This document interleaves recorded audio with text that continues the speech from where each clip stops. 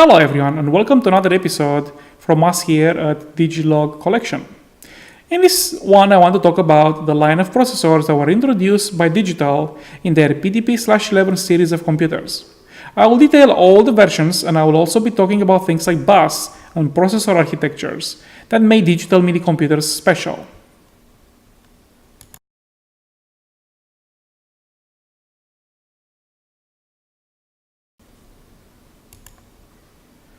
Digital released the PDP-11/20 as their first ever model. It contained a KA11 CPU. This was initially implemented with the 74 series TTL chips. As you can see, being the first PDP-11, it didn't actually have a versioning number because, well, it was also the only one.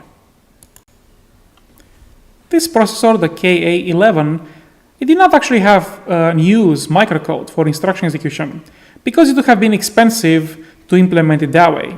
Instead, everything was hard-coded. The processor itself was on a large number of single, dual, and quad boards that connected to the UNIBUS.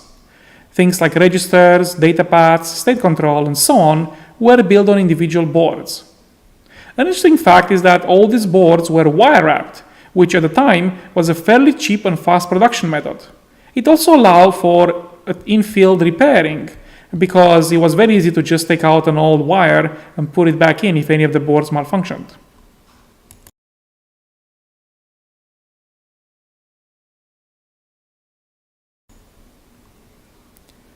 Then, in 1975, came the LSI-11 implementation. That was their second version of the PDP-11 processor released by Digital. The PDP-11/03 was the first machine to use the LSI-based processor. The processor was called LSI-11, LSI standing for Large Scale Integration. The original LSI-11 had 4 chips on the quad board, 1 for data, 1 for control, and 2 for the microcode, as this was the first PDP-11 processor to be microcoded. It also contained on-board memory, 8 kilobytes in size to be specific. One interesting thing about a PDP-11/03 machine was that it was also the first PDP-11 to support the QBUS architecture instead of the old and original digital UNIBUS.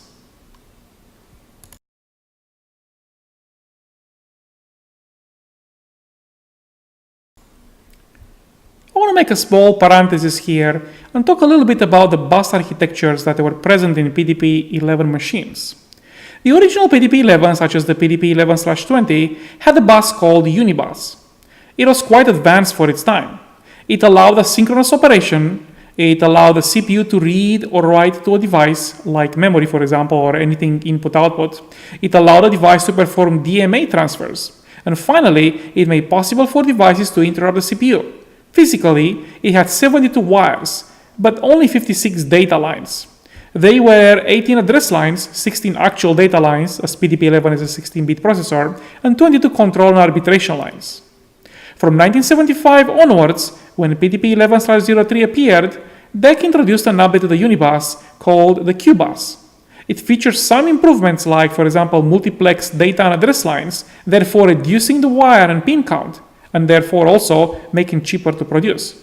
It also featured up to 22-bit addresses, so up from 18-bit in UNIBUS, therefore allowing for things like 4 megabytes of memory to be addressed by the processor.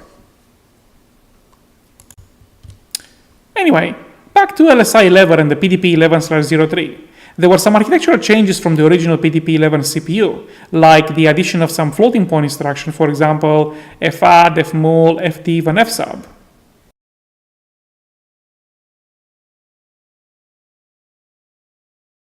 The next generation came in 1979 with the production of the F11 CPU. The F11 had a 22-bit data addressing, which allowed it to access up to 4 megabytes of memory. It had extended instruction set and even a memory management unit. One of the most popular PDP-11 machines to ship with this processor was the PDP-11/23.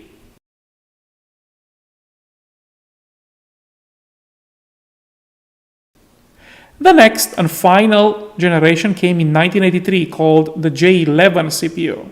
The first PDP model to introduce the J11 was the PDP-11/73. J11 ran from an initial speed of 15 MHz all the way to 18 MHz. It maintained a 22-bit address bus. Some of the PDP-11 models that used J11 were /53, /83, /93, and so on. Even late in the PDP-11 lifetime, DEC still built UNIBUS systems with the J11 CPU.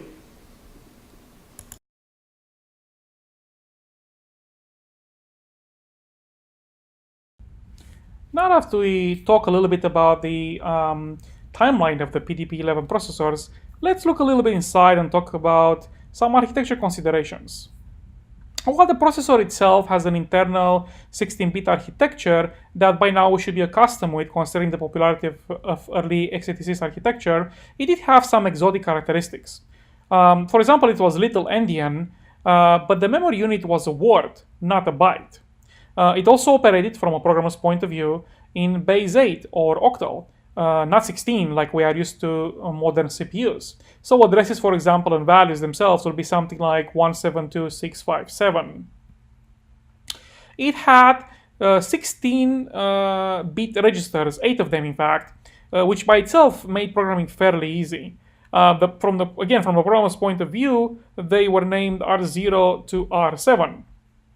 Those are also used for other functions. For example, R6 was a stack pointer, while R7 was a program counter. In x86 architecture, we have the flags registers. Here, it's called the PSW, or the processor status word, and it is, again, a 16-bit register. Another novel feature that PDP-11 architecture introduced was the auto-increment and auto-decrement upon memory reads-writes. That meant that with one instruction, you could both read or write data from a memory address, which was stored in a register, as well as increment or decrement that address, the register. x86 had a very limited version of this feature, and it only impacted special registers like SI and DI when we move memory.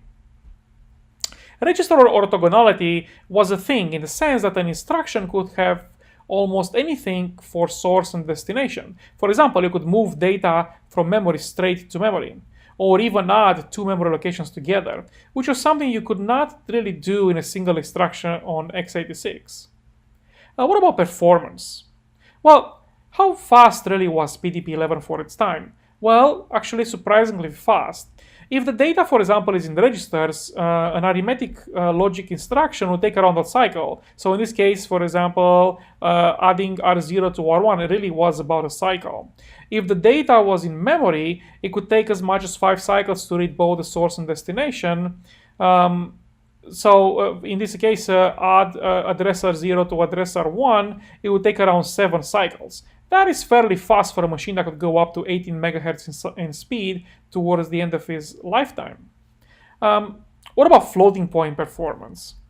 Well, let's compare the PDP-11 floating point speed to the Intel 8087 math coprocessor.